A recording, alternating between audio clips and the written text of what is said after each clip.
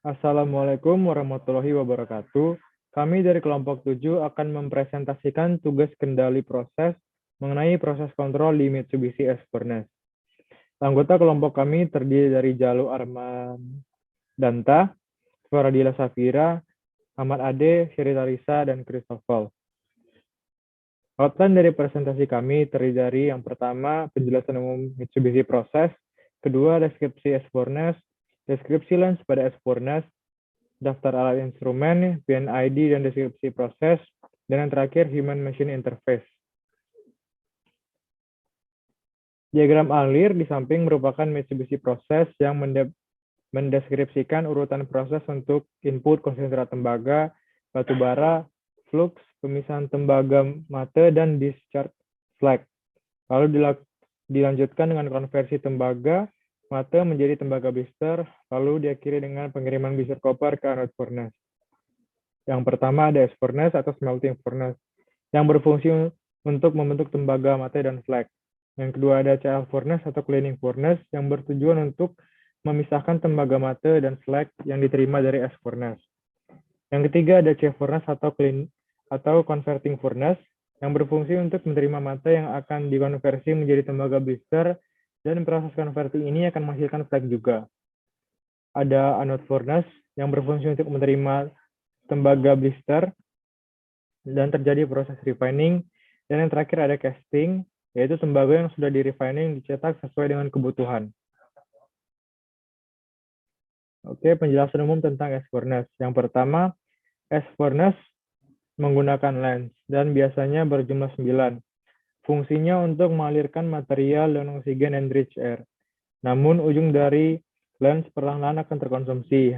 Oleh karena itu, akan diatur jaraknya sekitar 700 mm di atas lelehan. Banyaknya lens yang digunakan dapat diubah dengan mudah selama operasi. S-Furnace juga memiliki fleksibilitas untuk mengganti komposisi konsentrat dan kecepatan feed lebih besar dari proses lainnya. 2. Kecepatan penghembusan udara dan oksigen yang tinggi memastikan campuran gas atau solid melewati ujung lens dengan kecepatan rata-rata 200 meter per second. 3. Hopper diatur secara pneumatik di atas setiap lens.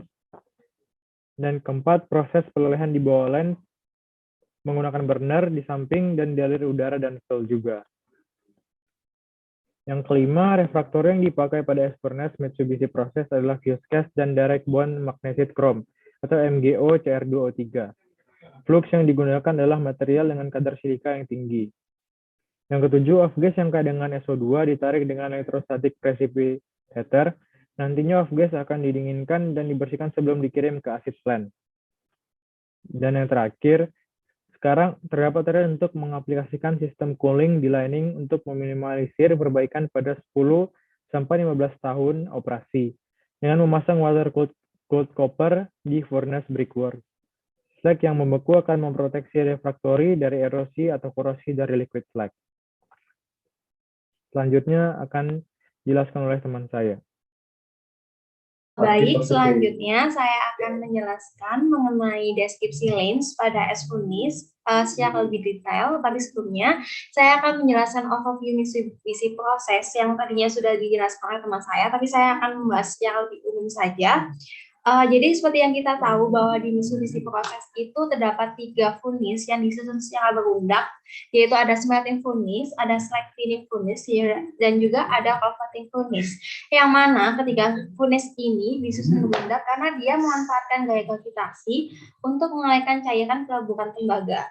Nah, untuk ide dasar Mitsubishi proses ini, dia merupakan proses yang kontinu, yang mana smelting dan converting itu dilakukan secara terpisah melalui transportasi launder dari satu furnace ke furnace yang lainnya. Selain itu, dia juga menggunakan top blow, lens blowing, dan feeding, yang mana nantinya konsentrat dan juga udara yang dipakai oleh oksigen akan ditiupkan ke dalam furnace. Nah, untuk produk dari S-Furnace sendiri merupakan CU mate dan juga ferrosilicon slag yang masih tercampur dan akan dialihkan ke slag cleaning furnace. Nah, sedangkan di bagian bawah terdapat diagram alih dari feeding tank yang mana nantinya ada terkait konsentrat atau konsentrat yang sudah dikeringkan, kemudian ada flux yaitu fase silika, dan juga sebenarnya di dalam proses es furnace ini proses reaksinya berlangsung secara eksotermis, namun kita bisa menambahkan coal atau batu bara yang mana dia bisa mensuplai panas supaya reaksinya bisa berjalan lebih maksimal. Kemudian ada recycled converting slag dan juga ada recycled dust. Nah, bahan-bahan ini kemudian dimasukkan ke feeding tank yang mana dia akan diumpankan secara pneumatic conveying system memasuki lens. Lens ini digunakan untuk menginjeksikan bahan umpan dan udara yang diperai oksigen langsung ke permukaan lelehan. Dan juga lens ini berfungsi untuk memberikan semacam aliran kuat yang mengakibatkan molten metal di dalam furnace akan teraduk secara alamiah. Nah, proses desmelting ini konsentrat nantinya akan teroksidasi dan juga membentuk 68% Cu mate dan juga ferrosilicon slag dengan reaksi eksotermis.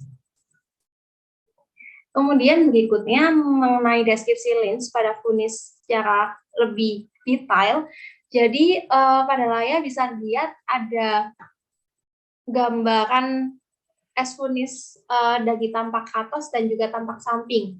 Nah, untuk lens sendiri bisa dilihat itu digambarkan oleh lingkaran yang tersusun secara vertikal. Untuk es furnace pada gambar ini kita bisa melihat ada 9 lens yang mana dia disusun secara vertikal. Nah, nantinya umpan dan enrichment air atau udara yang sudah dipakai oleh oksigen sebagai oksidator, dia akan dimasukkan pada vertical lens. Kemudian lens ini terdiri atas 2 pipa yang konsentris, yang mana dia terdiri atas pipa luar dan pipa dalam, di mana pipa luarnya itu berdiameter 10 cm atau 4 inci, dan juga untuk pipa bagian dalam dia berdiameter 5 cm atau 2 inci. Kita bisa lihat bahwa untuk diameter pipa luar itu lebih besar, yaitu dia sekitar 10 cm, dan juga untuk pipa bagian dalam dia berdiameter sekitar 5 cm. Kemudian konsentrat dan bahan lain yang sudah diproses di feeding tank, dia akan dimasukkan ke dalam pipa yang bagian dalam atau inner pipe, sedangkan udara yang sudah dipakai oleh oksigen, sekitar 55-72% oksigen, dia akan diinjeksikan pada sela-sela di pipa luar dan pipa dalam. Jadi untuk udara yang sudah dipakai oleh oksigen, dia akan diinjeksikan di bagian sela-sela pipa luar dan pipa dalam. Kemudian pipa luar itu akan berputar secara continuous dengan kecepatan 7-8 rpm. Tujuannya untuk mencegah kelengketan pipa dengan lubang yang ada di furnace hood. Kemudian untuk posisi ujung pipa luar sekitar 70 cm di atas permukaan lelehan, dan pipa dalam berada sedikit di atas furnace. Jadi kita bisa lihat bahwa untuk pipa bagian luar itu posisinya sekitar 70 cm di atas lelehan atau melting, sedangkan untuk pipa bagian dalam dia berada di atas atap furnace. Nah, kemudian untuk pipa bagian luar itu terbuat dari high chromium steel, yang mana dia kandungan chromiumnya sekitar 27%, dan pipa luar ini cenderung terkonsumsi akibat adanya reaksi di dalam furnace. Dengan demikian, secara periodik pipa ini perlu diatur kembali posisinya supaya dia itu tetap berada pada posisi yang semestinya, yaitu sekitar 70 cm di atas lelehan. Nah, akibatnya biasanya khususnya di pabrik smelting gresik ini, dia itu pipanya ini tiap harinya dia diturunkan sekitar 30 cm. Nah, dan ketika pipanya ini sudah mulai memendek, dia akan disambungkan dengan pipa yang baru. Nah, sedangkan untuk inner pipe-nya dia terbuat dari stainless steel, yang mana dia cenderung relatif tidak terbakar karena letaknya yang juga lebih jauh dari furnace, dan juga dia lebih awet dan tergerus dalam waktu yang lama. Kemudian saya akan menjelaskan mengenai cavity and deep penetration. Jadi ada 2 jenis deformasi permukaan melting dari hamburan kilns. Jadi ada cavity dan juga ada deep penetration. Nah, untuk bagian kiri itu adalah gambar cavity, dan juga di bagian kanan ada gambar deep penetration. Nah, untuk perilaku di dalam es furnace itu adalah bagian yang sebelah kanan, di mana dia konsentrat dan udara itu akan melakukan penetrasi yang dalam ke dalam cairan mel dalam furnace, yang mana akibatnya dia bisa melakukan pengadukan yang efektif untuk membantu kinetika reaksi dari proses oksidasi itu sendiri, dan dia juga bisa mengurangi pembentukan debu atau dusting rate dari proses smelting itu sendiri. Kemudian selanjutnya, outline terakhir dari bahasan ini adalah behavior of gas or solid jet in smelting furnace. Jadi, kecepatan jet gas untuk hamburan silins itu sekitar 200 meter per second, dan dia akan turun menjadi 85 meter per second ketika mencapai melt surface. Nah, tetapi karena waktu traveling dari ujung lens ke melt itu sangat singkat, dia tidak bisa mensuplai waktu yang cukup untuk terjadinya reaksi antara zona gas dengan konsentrat karena waktu yang terlalu singkat. Nah, ketika padatan itu sudah mencapai hampir di dasar furnace sekitar 1,5 meter, kecepatannya itu akan menjadi 0. Artinya harapannya penetrasi itu tidak bisa mencapai dasar furnace. Kemudian mata itu akan bergerak ke atas bersama bubble yang diciptakan dari tiupan udara, dan pengadukan di sini diasumsikan sangat sempurna, yang mana bubble itu akan selalu bersentuhan dengan mata dalam furnace. Kemudian untuk silika yang partikelnya dianggap kasar sekitar 1 mm, dia akan melebur selama 74 sekon dan dia akan langsung naik ke permukaan setelah proses itu berlangsung. Kemudian untuk residence time, mata di dalam furnace itu sekitar 8 jam, sebenarnya bervariasi tergantung feeding rate-nya, namun waktu ini dirasa cukup untuk mensuplai waktu reaksi peleburan. Nah, targetnya di dalam es furnace ini dia bisa mencapai 68% CU mata, yang mana proses ini lebih efektif dan juga menghasilkan CU dengan kadar yang lebih tinggi dibanding proses-proses yang lain seperti flash melting maupun reverberatory furnace. Jadi memang kalau kita tinjau ulang bahwa dengan Mitsubishi proses ini bisa menghasilkan CU dengan kadar yang lebih tinggi. Untuk bahasan ini saya cukupkan, bisa dilanjutkan ke teman-teman yang lain. Sekian dan terima kasih. Selanjutnya yaitu alat serta instrumen kontribusi kepada flash melting furnace. Next. Jadi terdapat 3 alat yang ada pada PNID yang kami buat. Yang pertama yaitu ada hopper. Hopper ini yaitu dengan bentuk ramping ke bawah untuk mencegah terjadinya gas escape dari furnace ketika api dimuat. Dalam sirkuit burner air FPO diberikan air hot air yang dikontrol oleh motor dengan tujuan agar supaya steamnya itu nanti tidak bercampur dengan udara yang ada di pipa udara. Kemudian yang kedua yaitu ada burner. Burner ini tungku yang digunakan untuk mereduksi biji logam atau mencairkan logam pada proses pengecoran ataupun untuk memanaskan bahan dalam proses pembekuan panas. Nah, dalam proses Mitsubishi itu sendiri, biji logam yang direduksi ini biji tembaga. Kemudian yang ketiga ada lens. Lens ini tampung yang dibuat dari mild steel yang digunakan untuk menginjeksikan aliran oksigen ke dalam liquid bulk untuk kebutuhan refining, biasanya menggunakan oil figure. Next. Lalu instrumen yang pertama ada valve. Valve ini digunakan untuk mengatur aliran fluida yang masuk maupun keluar. Terdapat beberapa valve yang digunakan dalam instrumen, antara lain yang pertama ada gate valve. Gate valve ini adalah katup yang mampu bergerak rotasi secara sempurna 360 derajat yang mengontrol aliran fluida dengan cara mengangkat gerbang yang nantinya akan terbuka kemudian menekan gerbang yang nantinya tertutup. Kemudian yang kedua ada valve valve. Valve valve ini katup yang mampu bergerak rotasi seperempat utara atau 90 derajat yang menggunakan disk berbentuk bola untuk menghentikan atau memulai aliran fluida baik cair ataupun gas. Kemudian yang ketiga ada butterfly valve. Butterfly valve atau butterfly kuku masuk dalam keluarga valve seperempat putaran yang memiliki disk seperti kuku yang terhubung ke sebuah stem dan biasa digunakan untuk menghentikan, mengatur, serta memulai aliran.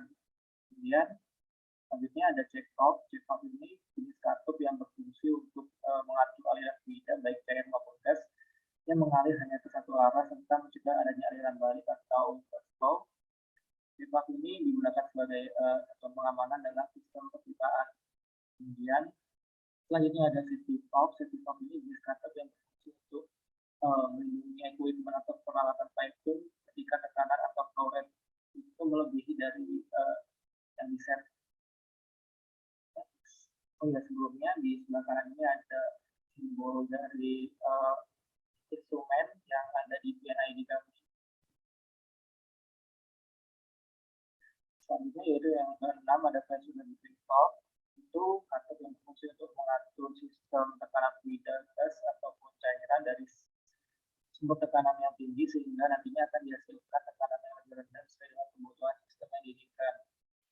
Nah, pada pressure reducing valve ini terdapat admitted control valve yang digerakkan dengan motor, kemudian mampu membuka serta menutup valve sebagai respon dari adanya sinyal listrik. Kemudian ada aerothermal lock valve yang berfungsi sebagai pembagi banyaknya solid biasanya dalam bentuk serbuk yang akan dicampur ke batch ataupun pipa udara. Nah, aerothermal lock ini sering dipasang di bawah air gas filter atau bag filter serta dapat juga dipasang di bawah silo ataupun muffler. Selanjutnya ada air vent valve. Air vent valve ini perangkat yang dipasang untuk mencegah tekanan negatif sebagai akibat dari tekanan lonjakan yang secara tiba-tiba dalam sistem perpipaan. Nah, katup ventilasi ini dipasang di titik tertinggi dalam pipa dalam sistem perpipaan. Nah, kemudian sistem hilir elemen penutup ataupun pompa selanjutnya pada titik tertinggi dalam sistem instalasi domestik. Nah, sistem air vent valve ini dipakai serta dikontrol secara manual oleh motor. Kemudian ada flow control valve, yaitu katup aliran yang mengatur aliran ataupun tekanan fluida. Nah, katup kontrol ini biasanya dipakai untuk respon ringan yang dihasilkan oleh perangkat independen seperti pengukur aliran ataupun pengukur suhu.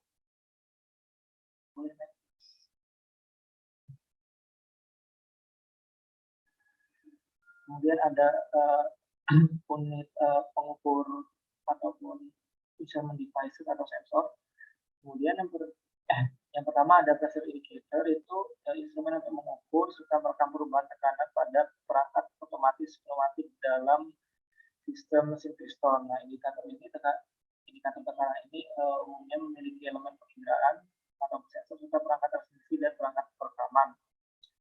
Kemudian ada flow indicator. Flow indicator ini instrumen untuk mengetahui dan merekam laju aliran fluida pada perangkat otomatis pneumatik dan dalam silinder mesin piston. Indikator laju aliran biasanya itu berupa elemen penginderaan, flow transmitter, dan flow recorder serta dilengkapi dengan alarm yang berbunyi ketika flow ini mendekati nilai yang diset di bawah kendali ataupun melebihi.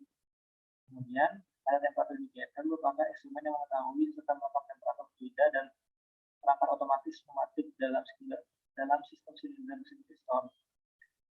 Lalu instrumen yang keempat ada limit switch. Limit switch ini perangkat yang berfungsi untuk mengubah posisi kontak terminal dari normally open menuju ke normally close maupun sebaliknya. Kemudiannya sama halnya dengan saklar pembatas yang memiliki dua kondisi, diantaranya menghubungkan serta memutuskan aliran arus listrik. Kemudian berikut di sebelah kanan ini adalah simbol yang ada pada PNID kami. Next. Kemudian ada instrumentasi serta pengkodean yang ada di dalam PNID. Jadi yang pertama itu ada water cooling system, bagian input. Dua huruf pertama itu merepresentasikan instrumentasi yang digunakan. Misalnya BM itu butterfly valve. Kemudian selanjutnya dua huruf selanjutnya itu WI itu water input, itu merepresentasikan medium atau objek yang dilewatkan. Kemudian dilanjut dengan angka, yaitu menunjukkan posisi serta line di mana dia bekerja. Selanjutnya ada gate valve, kemudian ada control valve, ada ball valve, ada limit switch normally open, kemudian limit switch normally closed. Kemudian di sini merepresentasikan instrumental switch. Lalu ada 14032 itu sebagai simbol dari pneumatik yang digunakan. Kemudian FTRCQ 1104 itu flow transmitter recording control quantity yang ada di sistem inputnya. Kemudian ada flow control valve, itu menggunakan mass flow controller perbatas input yang ada di line 1. Kemudian ada output SV itu merepresentasikan safety valve, kemudian BV itu ball valve, CV itu jet valve, BF itu butterfly valve, Lalu kurang lebih sama sih seperti yang sebelumnya, ada cuman yang beda tuh susunannya. Jadi ini ada get pop, terus ada pop for air input di nilai 1, posisi 1, kemudian ada pneumatik di atasnya. Oke, ini akan dijelaskan di PNID, bagian PNID. Next, kemudian ini untuk instrumentasi penggodaan di bagian oxygen enriched air inlet. Ada tambahan instrumen yang digunakan, yaitu diantaranya ada high pressure alarm, kemudian ada low pressure alarm, lalu kemudian ada totally airlock valve-nya, kemudian Oke, perkenalkan saya Jalo Amadita Priambudi 125-19007. Di sini dalam kelompok ini aku kebagian untuk mendesain PNID dan mengerjakan di bagian function description juga. Oke, secara umum yang dilihat di layar sekarang adalah gambaran PNID secara keseluruhannya. Untuk masalah input itu ada 6 input ya. Yang pertama tuh bukan 6 sih, 5 input dan 1 output ya. Water input 1 di paling atas, water output tuh yang kedua. Nah, lalunya ada air input, 3 air input dan 1 O2 input. Nah, di sini kita langsung lanjut ke perbagian, akan kita bahas perbagiannya. Oke, kita bahas yang bagian pertamanya, yaitu water cooling circuit. Nah, jadi pada smart infrared ini kan menggunakan lens, jadi diperlukan adanya water cooling untuk lensnya sendiri ya. Nah, di sini ada water input dengan suhu 25 derajat Celcius. Lalu suhu ini, air ini akan melewati butterfly flap yang dioperasikan secara manual ya. Untuk kodenya sendiri ini BF strip WI strip 1. WI itu sendiri singkatan untuk water input ya. Jadi butterfly flap water input 1. Nah, dalam pipa ini diukur tekanannya ya, PI, pressure indicator. Lalu ada TISA dan VISAL. TISA itu singkatan untuk temperature indicator switch alarm high. Dan VISAL sendiri itu adalah flow indicator switch alarm low. Ya, sehingga kedua sensor ini tuh menunjukkan bahwa ketika flow-nya apa yang harus dilakukan ketika flow-nya rendah dan apa yang harus dilakukan ketika temperaturenya tinggi. Bersamaan ada alarmnya juga. Sebagai contoh, semisal flow-nya rendah, ataupun kalau flow-nya kalau flow-nya rendah bisa dimatikan gitu. Karena mungkin ada kebocoran karena tiba-tiba flow-nya rendah. Tergantung apa yang kejadiannya. Oke, langsung kita lanjut. VISAL ini terhubung oleh gate valve, jadi tergantung apa yang dideteksi dari flow-nya, gate valve ini akan bisa beroperasi tersendiri. Lalu kita lanjut ke sebelahnya ada choke valve, ada check valve. Check valve ini berfungsi untuk mencegah si airnya bisa berbalik arah. Lalu kita lanjut ke di sini ada butterfly, ada valve. Valve ini dikendalikan secara pneumatik melalui switch pneumatik yang ada di sini. Dia akan menggerakkan piston, lalu ntar mengatur si airnya ini. Nah, karena dia pneumatik switch ini pakai solenoid, sehingga ini sebenarnya nyambung ke ruang kendali. Ya, kita langsung lanjut ke sebelahnya, yaitu ada flow control valve. Nah, jadi di sini ada pengendalian flow control ya, menggunakan butterfly flap juga. Di sini disambungkan ke FTR-CQ combine unit ya ini. FTR-CQ itu adalah flow transmitter recording control quantity. Oke, lalu dari sini akhirnya akan dilanjutkan ke pipa untuk pendinginan di suatu persnya. Untuk water outputnya sirkuitnya hampir sama persis. Namun ada tambahan switch valve water output 1. Safety valve maksudnya. Safety valve di sini tuh untuk ketika ada tekanan yang terlalu tinggi ya, misalnya terbentuk uap, bisa dikeluarkan dengan aman. Oke, kita sekarang lanjut. Jadi sebelum kita lanjut ya, air yang akan masuk ke dalam lens untuk pendinginan dikontrol flow rate-nya. Sudah jelas tadi, dapat temperature indicator switch alert high dan flow indicator switch alert low untuk memberikan alarm dan menghentikan aliran air. Oke, tidak perlu ya. Oke, kita lanjut sekarang ke piping dan instrumentation diagram of smelting furnace instrumentation circuit. Oke, jadi di sini di sirkuit ini tuh hanya untuk memberikan udara kepada piston yang terhubung ke valve penutup ya. Ada instrumentation switch 1, 2, 3, 4 dan 5. Di sini air inputnya udara biasa dengan flow rate maksimum itu 120 meter kubik per jam dan minimal mendekati 0 ya kalau per detiknya. Suhunya ruangan dan tekanannya 0,8 MPa. Untuk DNPN dipilih 15 dan 10. Bisa dilihat di sini spesifikasi pipanya.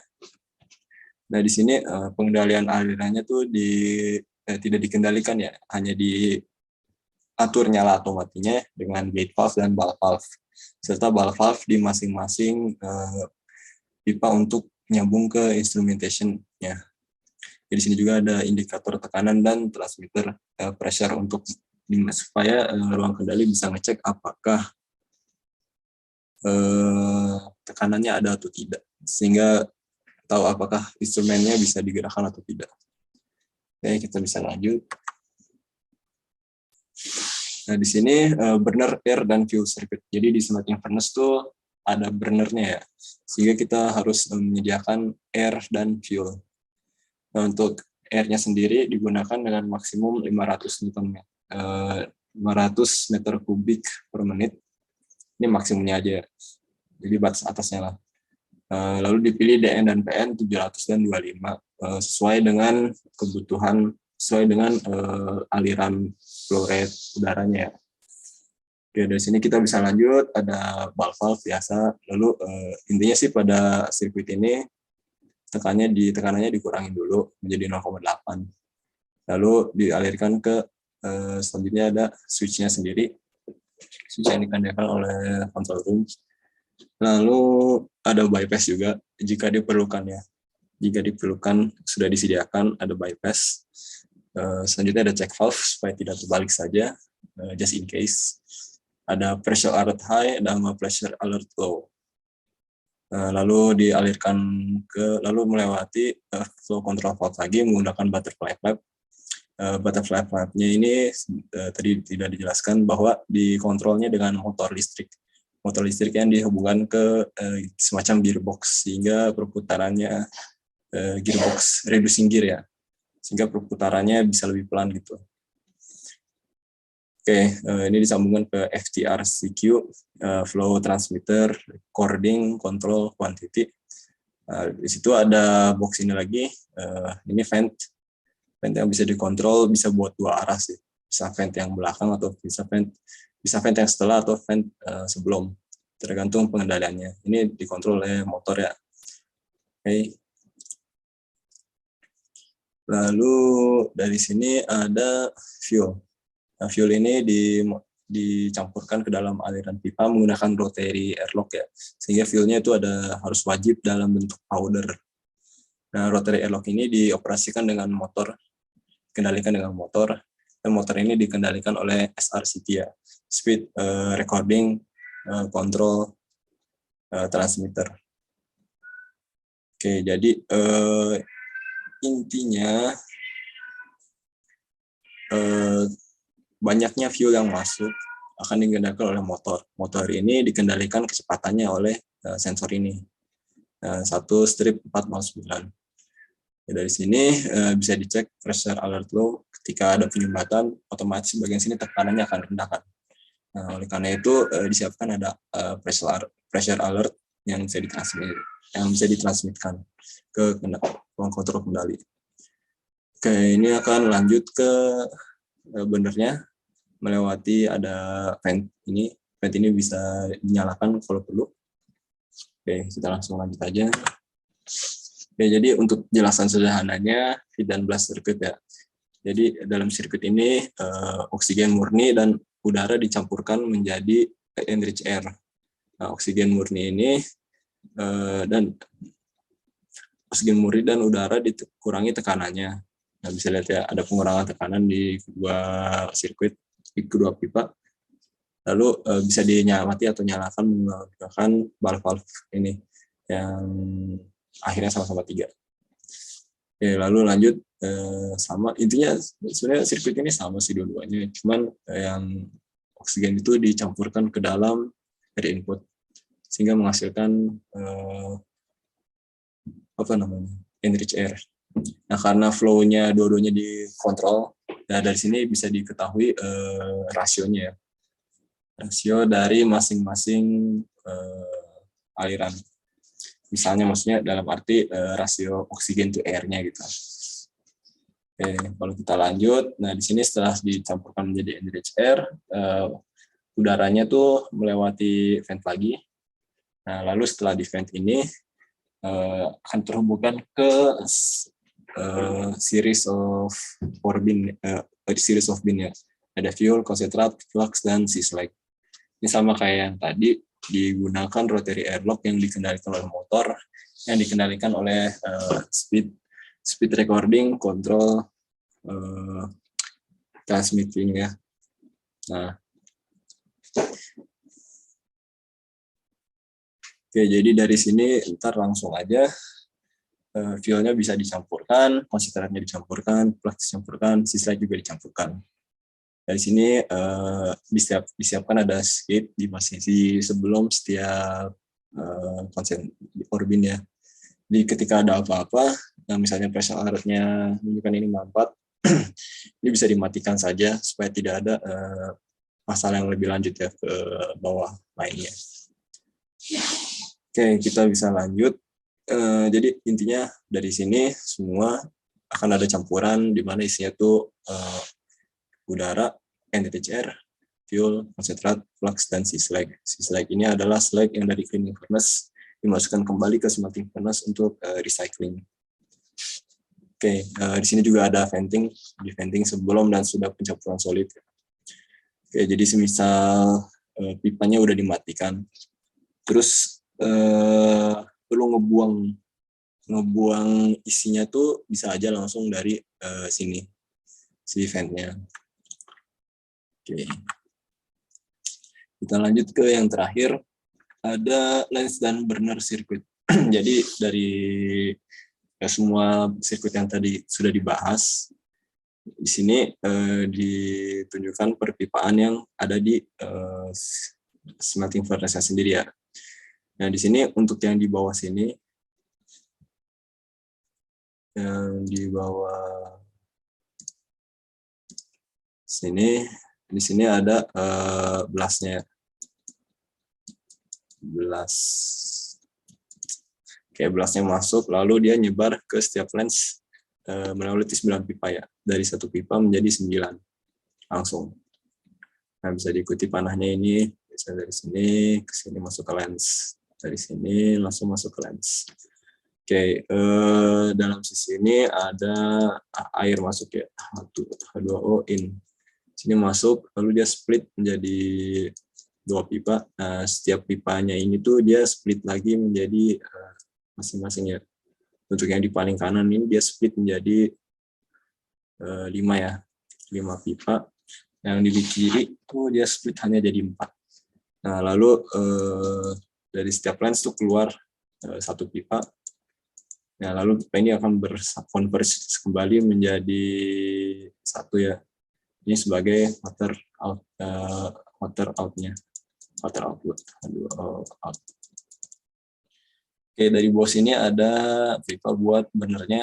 Ini dipatahkan, bukan berarti pipanya patah, tapi pipanya tuh cross, menyeberang pipa satu sama lain. Oke, jadi dia masuk ke burner. Nah, di sini ada flow transmitter. Jadi pada setiap pipa bukan setiap pipa ya. Pada beberapa pipa di sini dipasang flow transmitter untuk mengecek statusnya apakah ada yang mengalir atau tidak. Oke, untuk gambar smelting furnace-nya sendiri diambil dari PPT mata kuliah pirometalurgi ya. Oke, kita lanjut ke terakhir. Untuk bagian saya ada function description. Untuk ini yang saya langsung baca aja ya. Cooling water pada smelting furnace yang digunakan adalah flow control. Diukur juga ketekanan, aliran, dan suhu yang berguna sebagai alarm jika ada keadaan di luar parameter pada water input dan water output. Keadaan di luar parameter disebut ini adalah tekanannya yang terlalu rendah atau terlalu tinggi. Lebih ke aliran yang terlalu rendah sih. Jika aliran yang terlalu rendah dan suhunya terlalu tinggi. Cooling water masuk ke lens dari satu pipa lalu bercabang ke masing-masing lens. Cooling water keluar dari lens dari pipa yang bercabang menjadi satu pipa lalu dialirkan keluar. Pada water output ada safety valve ketika tekanan terlalu tinggi. Untuk udara instrumentasi sendiri tidak dikontrol alirannya namun dijaga pada tekanan yang sama dengan tekanan air input 1. Penutupan laju udara instrumentasi dilakukan dengan gate valve dan ball valve. Udara benar yang digunakan adalah flow control, sama juga sebelum dimasukkan fuel ke dalam pipa. Dapat dilakukan bypass ketika tekanan yang lebih dibutuhkan. Venting dapat dilakukan jika diperlukan. Campuran udara dan fuel dialihkan ke burner menggunakan satu pipa yang berpisah menjadi 2 untuk masing-masing burner. Blast dan feed adalah oksigen murni dan udara yang dikurangi tekanannya dan di flow control sebelum dicampurkan sehingga dapat diatur rasio oksigen dengan udaranya. Setelah oksigen murni dan udara bercampur menjadi enriched air dicampurkan dengan fuel, dried ore concentrates, flux, dan syslates. Campuran ini dimasukkan ke dalam lens melalui satu pipa yang berpisah menjadi 9 pipa untuk masing-masing lens. Ada warning juga, cooling water harus diperhatikan ya. Jika ada perbedaan aliran air antara yang masuk dan yang keluar, nah, jika ada perbedaan ini, mengindikasikan adanya kebocoran yang bisa menyebabkan ledakan akibat ekspansi uap air. Jadi ketika airnya bocor, dia dari liquid menjadi solid ya. Dari liquid menjadi uap, jadi gas, sehingga ekspansi volumenya cukup gede ya, bisa menyebabkan ledakan. Oke, sekian dari bagian saya, dilanjut oleh teman saya.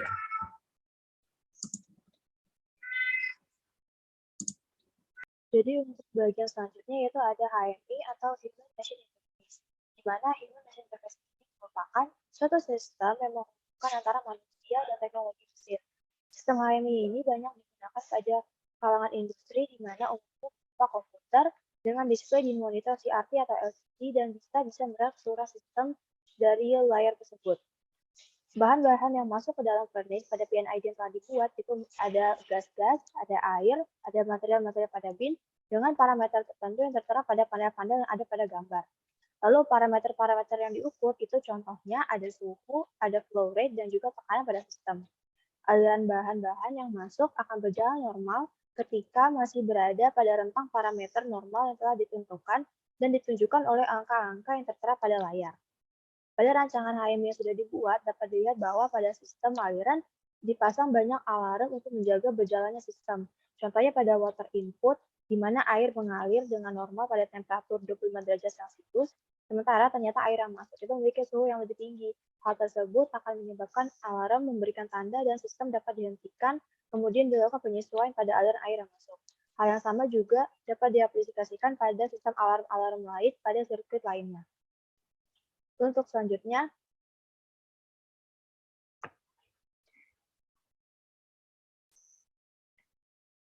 terdapat referensi yang digunakan pada kelompok kami, yaitu ada 5 referensi yang digunakan. Dan sekian presentasi dari kelompok kami, lebih kurangnya mohon maaf. Wassalamualaikum warahmatullahi wabarakatuh.